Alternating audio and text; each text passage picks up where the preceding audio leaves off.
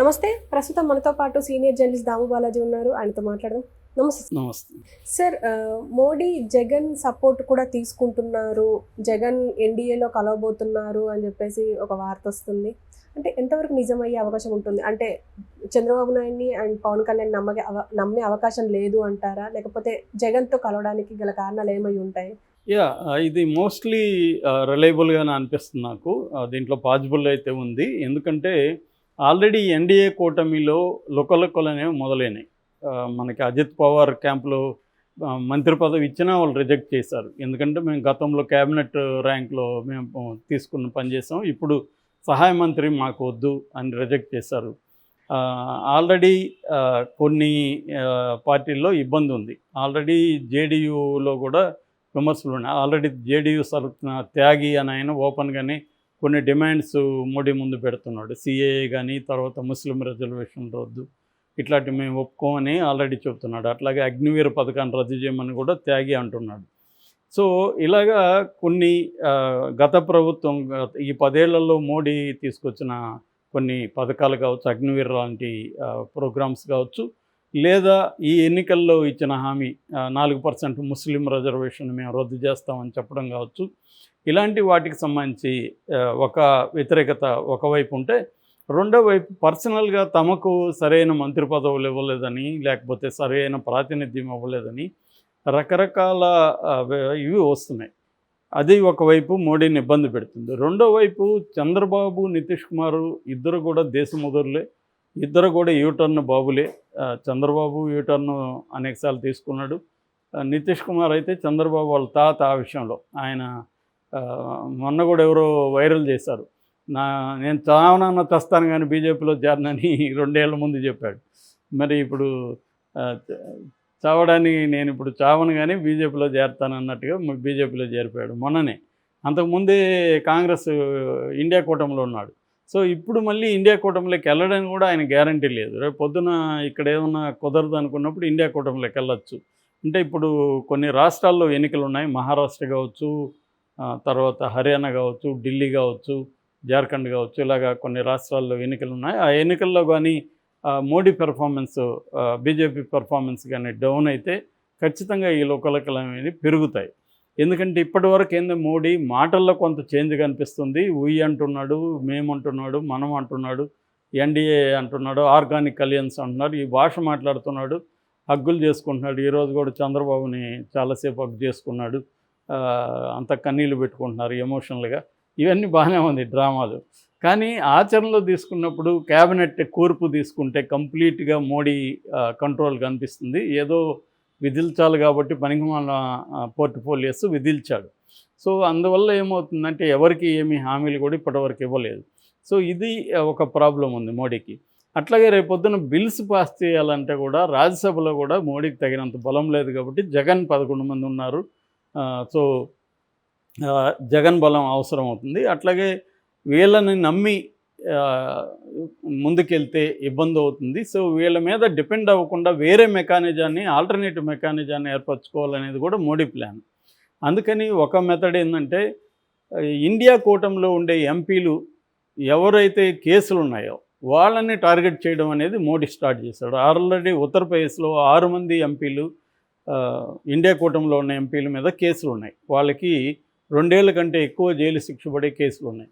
So ఇప్పుడు ఆ కేసుల్లో ఉండే వాళ్ళని టార్గెట్ చేసి ఆ కేసుల్ని ముందుకు తీసుకెళ్తే వాళ్ళ మీద ప్రెజర్ వస్తుంది. నువ్వు జైలా మోడీనా, సో అనేది మోడీనా ఈడీనా అనేది గతంలో ఉంది. అట్లాగే మోడీనా బేడీనా అనొచ్చు మనం. బేడీలు కావాలా, మోడీ కావాలా అన్నప్పుడు ఆటోమేటిక్గా మోడీ దగ్గరికి వాళ్ళు వస్తారు. ఎవరు జైలుకి వెళ్ళాలనుకుంటారు, ఎవరు ప్రధానమంత్రి మన ఎంపీగా సస్పెండ్ అవ్వాలనుకుంటారు.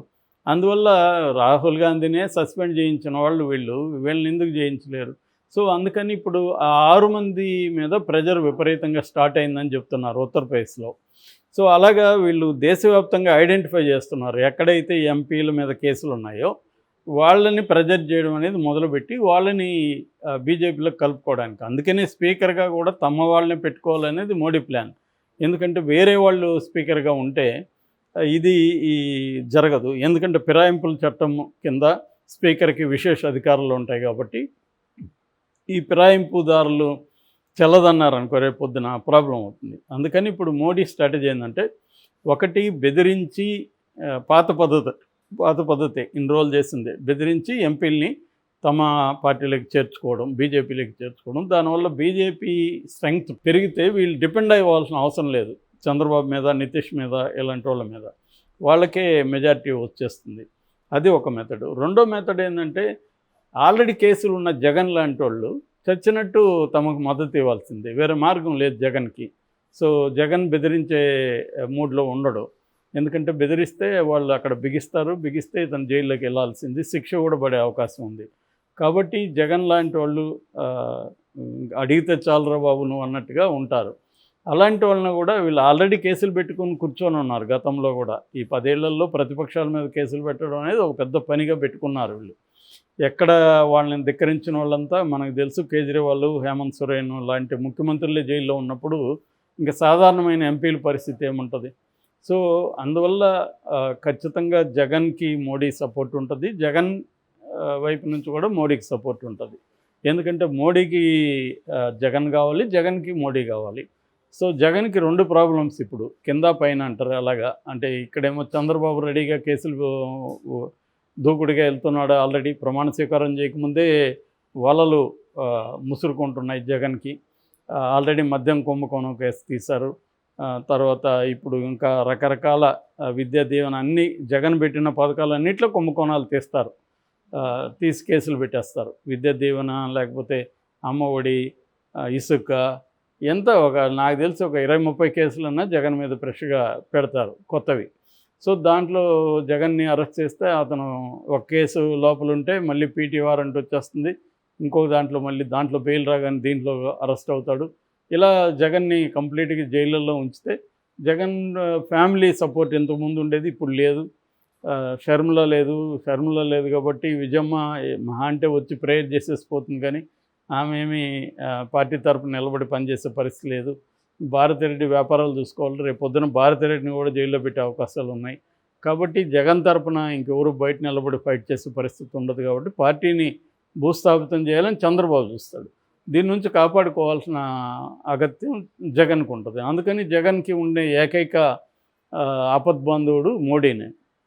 మోడీకి కూడా అవసరం ఈ 4 ఇట్లాంటి 4, 2, 1 ఇవన్నీ ఏరుకుంటేనే కదా తనకిప్పుడు మనం యూట్యూబ్లో చిల్లర ఏరుకొని ఎలాగా సంతోషిస్తామో అలాగే ఆయన కూడా అక్కడక్కడ ఏరుకొని ఎంపీల్ని పెట్టుకుంటే రేపొద్దున చంద్రబాబు, నితీష్ కుమార్ని కంట్రోల్ చేసుకోవచ్చు. సో ఇది చంద్రబాబు, నితీష్ కుమార్కి కూడా ఆల్రెడీ తెలుసు కాబట్టి వీళ్ళు కూడా పెద్దగా డిమాండ్ చేయట్లే. ఏదైనా ఈరోజు కూడా వచ్చాడు కానీ మోడీ ఏమీ ఒక మాట కూడా మాట్లాడాల. అన్నీ కూడా హగ్గులు, చేతులు ఊపడాలు, ఈ ఎమోషనల్ డ్రామా క్రియేట్ చేసేసి వెళ్ళాడు. దాని మీద వీళ్ళు కన్నీళ్ళు పెట్టుకుంటూ రాస్తున్నారు. వీళ్ళు విలేకరులు కన్నీళ్ళు పెట్టుకుంటున్నారు. సో పెద్దవి రాస్తున్నారు. ఎక్కడ చూసినా వార్తలు చూస్తే అవే ఉన్నాయి.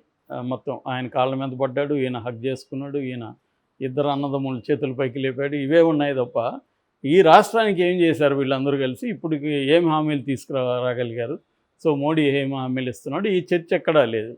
సో ఇది ఉంది కాబట్టి అట్మాస్ఫియరు వీళ్ళు కూడా తోకాడిచ్చే పరిస్థితి లేదు. అయినా కూడా రేపొద్దున ఆడిస్తారేమో. ఆల్రెడీ మెల్లమెల్లగా వాయిసెస్ రైజ్ అవుతున్నాయి. రేపొద్దున మనకి ఈ రాష్ట్రాల్లో కానీ సరైన రిజల్ట్ రాకపోతే, ఎందుకంటే ఆల్రెడీ ఈ రాష్ట్రాల్లో యాంటీ మోడీనే ఉంది సిచ్యువేషన్. అయితే ప్రజెంట్ ఢిల్లీలో కావచ్చు, మహారాష్ట్రలో ఆల్రెడీ ఘోరమైన ఇదే ఉంది. ఇలాంటి పరిస్థితి ఉన్నప్పుడు రేపొద్దున ఆ రాష్ట్రాల్లో బెటర్ పెర్ఫార్మెన్స్ కానీ ఇవ్వలేకపోతే వీళ్ళందరూ మళ్ళీ ఎటంటే అటు జంప్ అవుతారు. అజిత్ పవార్ వెళ్ళి శరద్ పవార్ సారీ బాబాయ్ అనేసి అటు వెళ్ళిపోతాడు.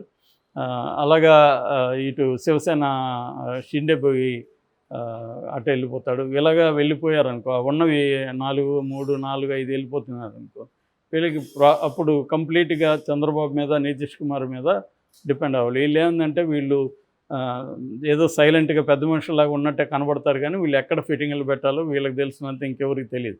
ఆ విషయంలో మహాముద్దులు ఇద్దరు కూడా. సో మోడీ కంటే సీనియర్లు రాజకీయాల్లో. కాబట్టి మోడీ కూడా ఇవన్నీ తెలుసు కాబట్టి మోడీ ఏంటంటే ఆల్టర్నేటివ్ వెతుక్కుంటున్నాడు. సో అందులో ఒకటేమో ఇండియా కూటమిలో ఉన్న వాళ్ళని తన వైపు లాక్కోవడం, ఇండియా కూటమికి, ఎన్డీఏ కూటమికి బయట ఉన్న జగన్ లాంటి వాళ్ళని ఆల్రెడీ కేసులు ఉండడమో లేకపోతే కేసులు పెట్టడమో చేసి వాళ్ళని కూడా తమ వైపు లాక్కోవడం. ఈ క్రమంలో జగన్కి అవసరం ఉంది, మోడీకి అవసరం ఉంది కాబట్టి వీళ్ళిద్దరు ఖచ్చితంగా కలుస్తారు. దీనివల్ల మరి చంద్రబాబుకి ఏం నష్టం అంటే జగన్ని తను అనుకున్న పద్ధతిలో రివెంజ్ తీర్చుకోలేకపోవచ్చు, కొంత కాంప్రమైజ్ అవ్వాల్సి రావచ్చు.